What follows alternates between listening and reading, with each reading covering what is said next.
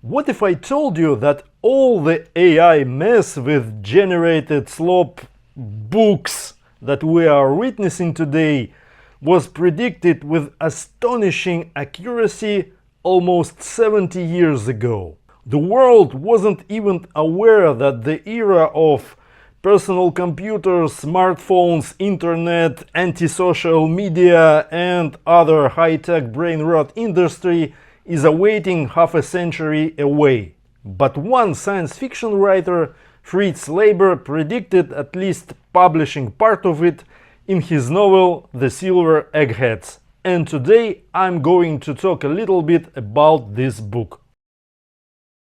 Hi, I'm Nick Hein, and on this channel I'm overloading my brain trying to talk with crappy accent and even worse grammar about books and whatever things related to reading and writing.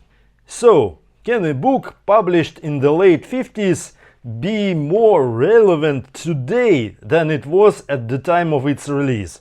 Apparently it can, at least when we are talking about such a unique novel as The Silver Eggheads and such a unique writer as Fritz Leiber.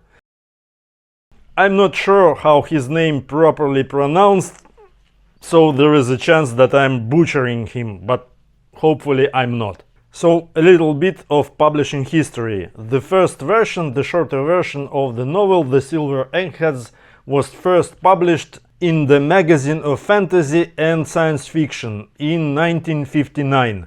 And the full version, the full novel, was published in 1961. So the book is at least 65 years old, and yet when you read it you have the sense that you are reading some sort of article on some social media or in the modern magazine or the newspaper or maybe the blog post or whatever. Of course, Leiber was writing mostly about what he was seeing around him at his days, and he was obviously using this science fiction idea about books being generated by machines as a satire, because slop texts existed always, and back then in late 50s pulp magazines were still a thing, and there were a lot of slop text in those magazines, a lot of low quality, really fast written sort of science fiction and whatever other genre also. Not only science fiction, also the crime stories, mystery stories, horror stories.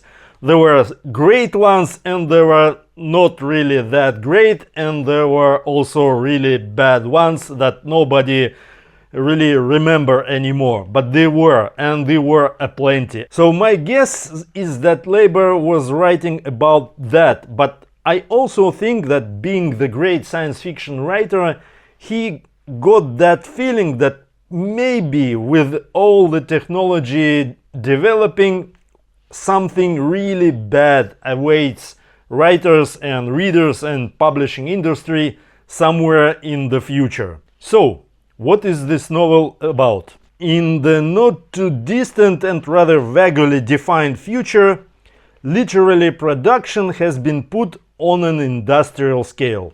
All books are written by specially designed machines, word mills, and they churned out with incredible speed some sort of, I guess we can call it a product, not really a literature. And this product have special name, word woos. Everything sells and is eagerly devoured because machines are programmed to perfectly match the tastes and desires of the mass reader. Their productivity is like hellish because readers can consume the latest batch of the world meal production, the word woos, at the rate 1 book per day at least. So it already sounds somewhat familiar, doesn't it? And not in the best possible way, of course. But that's just the beginning, because all the main characters in the novel are writers. But don't get tricked by this term, writers, because writers in the novel are not really writing anything. Their main task is just to push the buttons on the world mills and pretend that they are the writers. Everybody knows, of course, they are not writing anything, but they must look like writers. They also accepting the nicknames, the pen names, somewhat similar to the real writers of the past, whose style and whose ideas they are plagiarizing, basically using the world mills. That also sounds somewhat familiar, because many, I would say most, but I don't know for sure, but I think that the most of the modern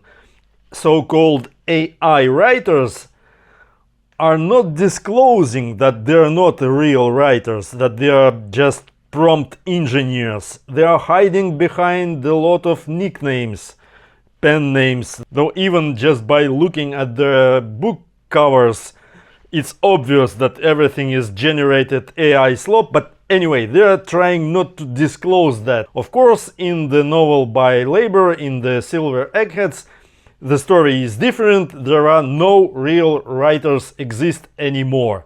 There are some, but I will talk about that a little bit later, and they are not humans. So, the biggest twist in the novel is that those kinda writers suddenly decide to rebel.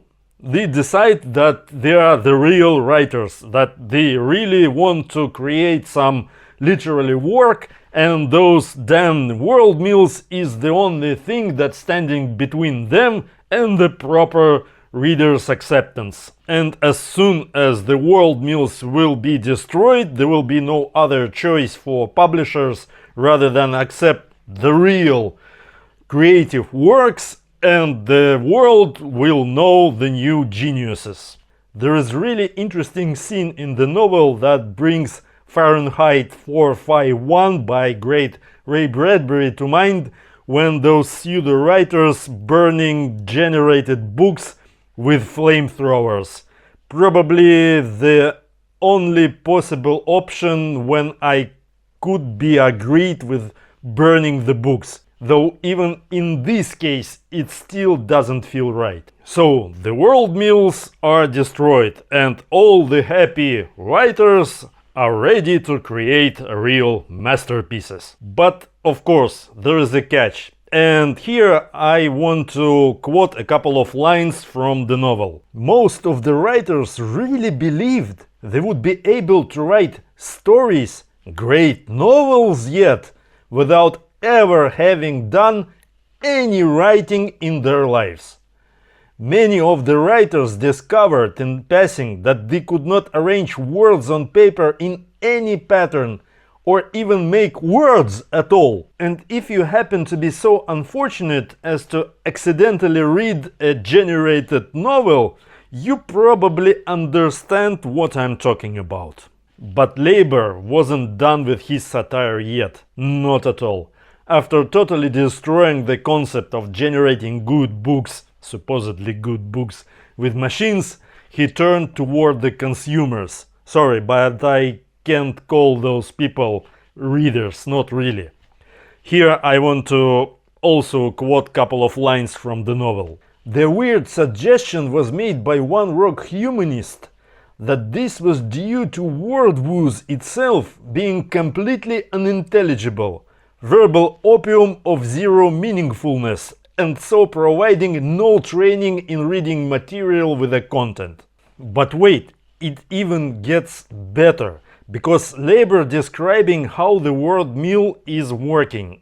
Pretty much technical description that will astonish you. Mind you, it was written 65, even more, almost 70 years ago. So here it is. A word mill is fed the general pattern for a story, and it goes to its big memory bank and picks the first word at random. Or it's given the first word by its programmer. But when it picks the second word, it must pick one that has the same atmosphere, and so on and so on. Fed the same story pattern and one different first words, one at a time of course, it would write 100 completely different novels. But once the word is chosen, The other words must fit with that first word. For me, that is just mind-blowing, because that's exactly how LLMs are working. Exactly. I don't know. I have no idea, actually, never did a research if the concept of the large language models were already a thing back in 1958 when Leiber was writing his novel. I think it was a novelette at first, but later he expanded it to the novel size. And that's, I guess, a real definition of the good science fiction writer: inventing ideas, writing good literature. There is also a really funny sideline in the novel, in the Silver Eggheads, because in the world of novel there are real writers, and those are robots. The robots, sentient robots, with small homage to the Isaac Asimov, because in the novel they are referring to the Saint Asimov and the Saint 3 rules. Those robots are really intrigued by the crime mystery stories, and they don't like the worldviews that humans consuming and producing via the world mills. So the robots creating those crime stories themselves, just for the heck of it, just for the fun. They like the process of writing the crime story, and they like to share them with the fellow robots who also like the crime mysteries. And this is even more funnier because, well, actually I really doubt that at some point we will have the AGI, at least the AGI that will somehow emerge from the large language models, because I think it's totally impossible.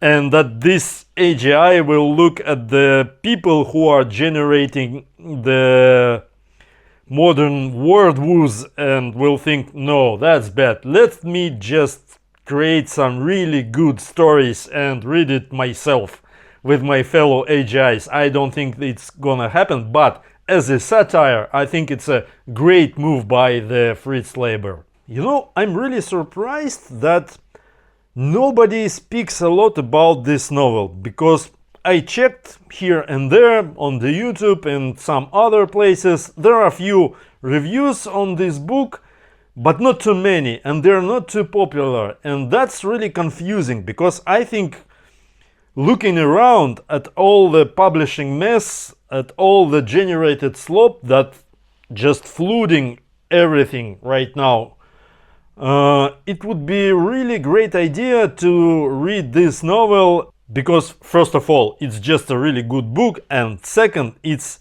amazing how accurate it about all the slop problem. What do you think? Please write into the comments. Will be really interesting to hear your opinion.